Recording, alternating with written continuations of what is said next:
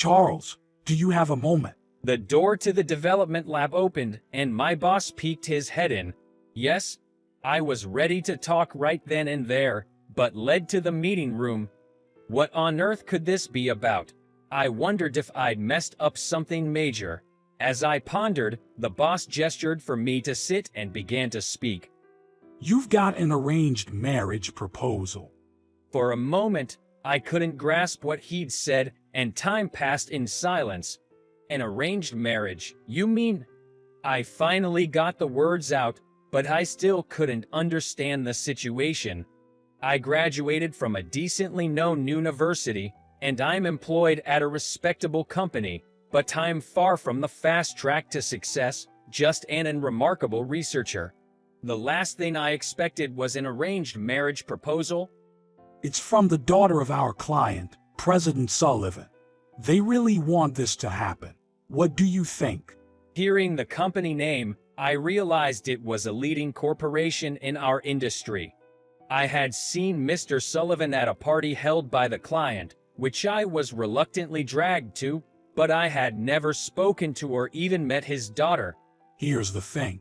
The boss tried to hand me an envelope he'd been holding, but I bowed deeply and said, "I'm sorry, but I must decline."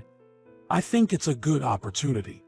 The boss looked at the envelope, his voice and expression full of regret as he tried to persuade me. But my resolve was firm. It's too good an opportunity for someone like me. I voiced this convenient phrase and bowed again, preparing to leave the meeting room. Well, at least give it some thought. The boss forced the envelope on me, and I was left with no choice but to take it. I had no intention of looking at the proposal letter or the photos. Because I am, to put it mildly, not good with women. I have a fear of them, in fact.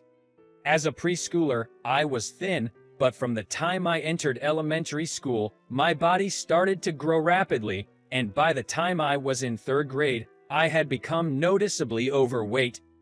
Because of my physique, I began to be mockingly referred to as chubby. Boys' teasing was innocent and simple, but girls' teasing was laced with malice and disgust. My nickname changed from Fat to Pig, and the mental and physical bullying escalated.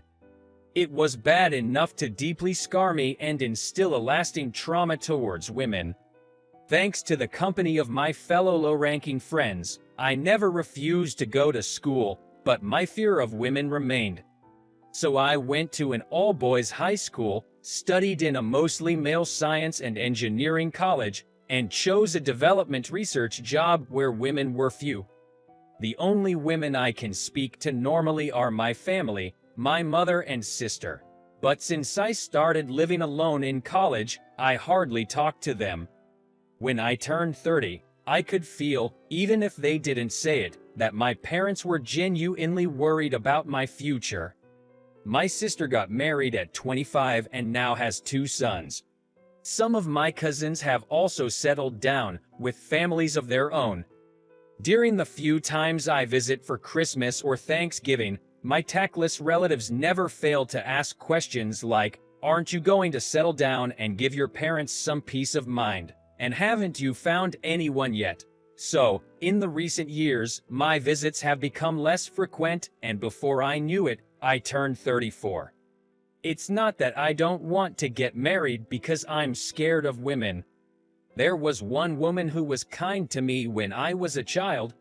If she were still around, I might want to marry her. What was her name? I couldn't remember and gave up on the idea of a woman who would love a man who can't speak well and can't remember her name. About 2 weeks later, the boss came into the development research lab again, and I had a bad feeling. Usually, these premonitions are right, and I found myself seated in the conference room. About that arranged date we talked about the other day. The boss began, his tone indicating that he had been handed an unpleasant task. I rejected it, didn't I? I reiterated just to make sure, and the boss groaned. The thing is, they insist on meeting you. I couldn't understand why. I couldn't imagine them understanding me. I don't have the looks or charm to attract anyone. They just want to have a conversation. After hearing the pleading tone in the boss's voice, I realized that this wasn't something I could turn down. If I kept pushing my own opinion, I would cause trouble for both the boss and our CEO. I couldn't rudely dismiss a request from the CEO of a major business partner. At least I knew that much. All right, I'll do it. The moment he heard my response, the boss's face brightened. Good, good. The CEO's daughter is beautiful. You'll love her. Seeing the boss's relieved face, I felt a weight lift off my shoulders. But the real challenge was still to come. The date was set to take place in a private room of a traditional high-end restaurant. It was the kind of place I would never go to in my personal life or even for work. I hadn't told my family about the arranged date. I couldn't get their hopes up about a date I intended to refuse. The restaurant was located in a quiet residential area that you wouldn't expect in New York.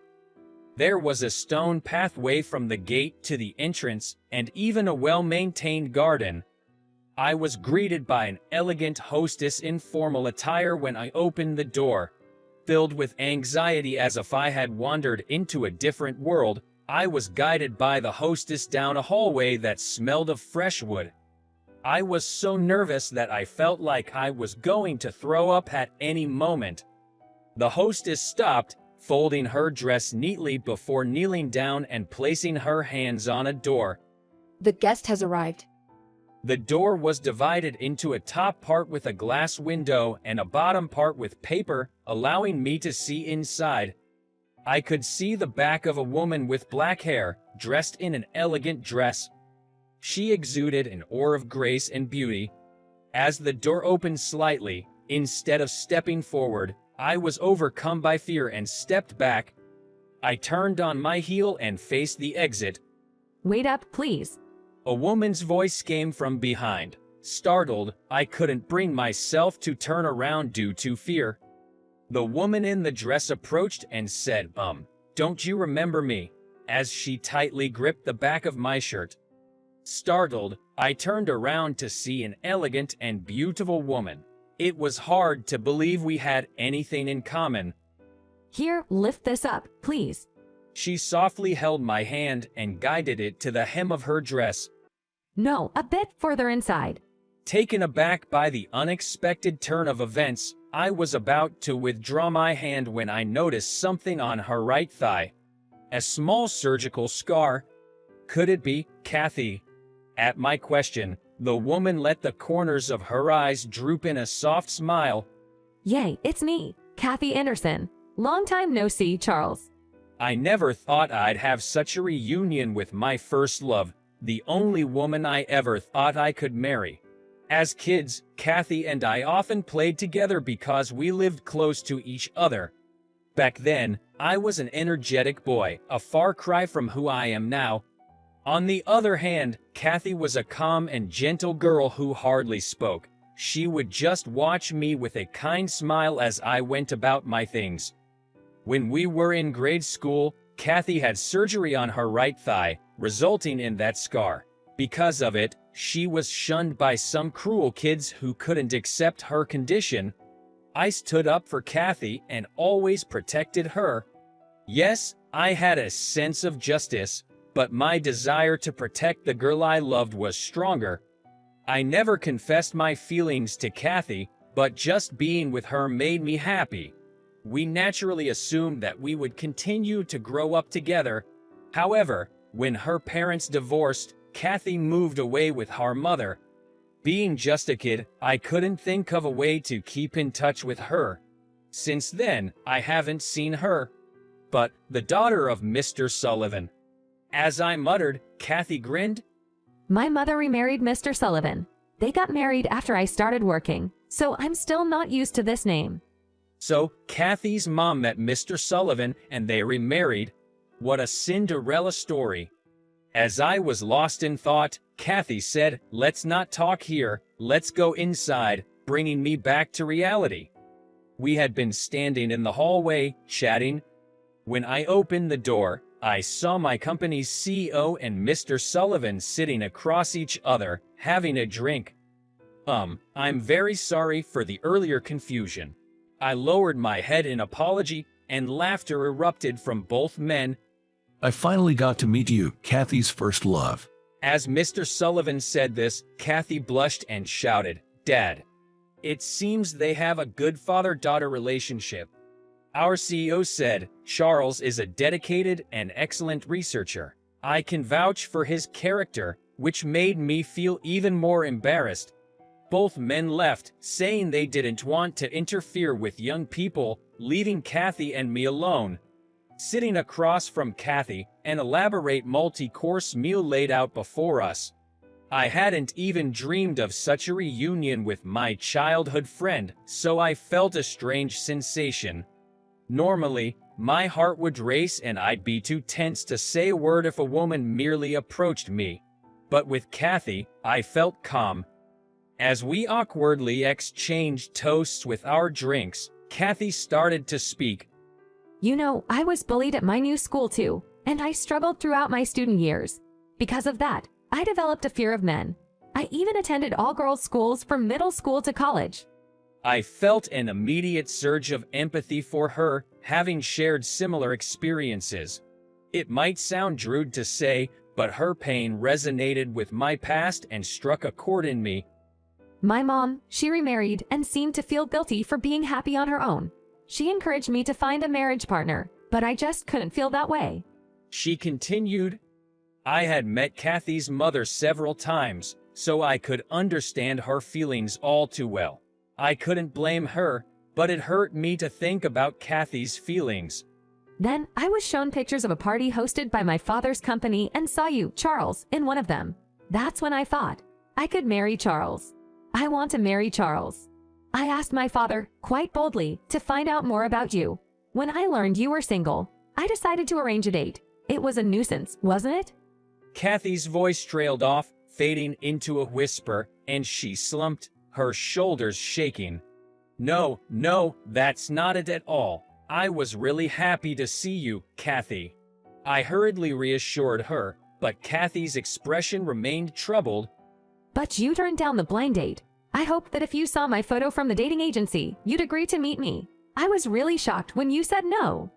I thought about giving up at one point, but I wanted to at least express my gratitude to you, Charles, who was my rock during the tough times when I was bullied.